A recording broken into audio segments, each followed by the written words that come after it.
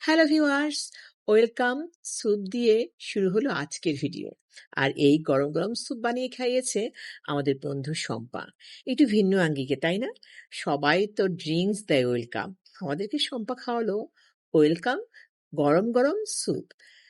আমাদের সাথে এসেছিলেন আমাদের নাসরিন আপা। মূলত নাসরিন আপার উদ্দেশ্যেই আজকের এই আয়োজন। আমি শম্পার বাসায় গিয়েছিলাম, হঠাৎ শম্পার ফোন।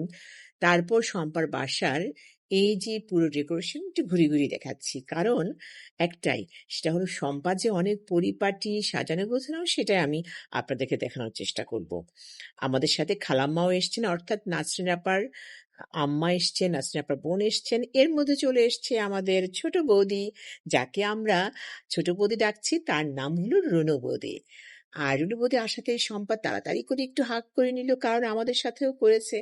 না করলে তো আবার বৌদি বলবে, আমাদের সাথে করলা না।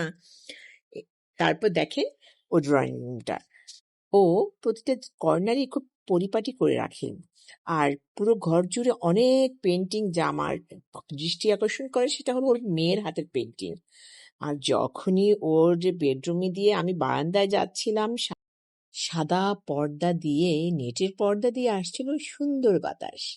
বারান্দায় গিয়ে দেখি পুরো বারান্দা সবুজ চকচক করছে, গাছগুলো এত সুন্দর হয়ে আছে, মনে হচ্ছে ওরাও সেজেগুজে আমাদের জন্যই ওয়েট করছিল। তারপর ভিতরে যখন আসছি, প্রতিটা পেন্টিং দেখে তো আমি মুগ্ধ। আসলে সারামণি অনেক সুন্দর পেন্টিং করে। লাইটের কারণে একটু দেখতে অসুবিধা হচ্ছে আপনাদের হয়তো, বাট আমরা দেখেছি কতটা সুন্দর। আর এই যে ওর ছেলের রুম, এখানে আসার একটাই উদ্দেশ্য আপনাদেরকে দেখানো।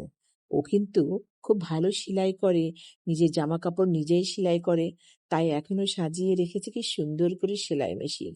আর সেলাই মেশিনের এই কভারগুলো সে নিজে হাতে সেলাই করা, অর্থাৎ এই যে ছোট্ট ছোট ফুল, সব ওর হাতের করা। আর এই যে পেন্টিং, ওর মেয়ে সারামনির হাতের। তারপর দেখেন বিকালের নাস্তায় কত কিছু করেছে। এত কিছু খাবার কি বিকেলে খাওয়া যায় বলেন? কিন্তু কি আর করা, বন্ধু বানিয়েছে, খেতে তো হবে। প্রতিটা খাবারই যখন আমরা খাচ্ছিলাম, কি সুস্বাদু!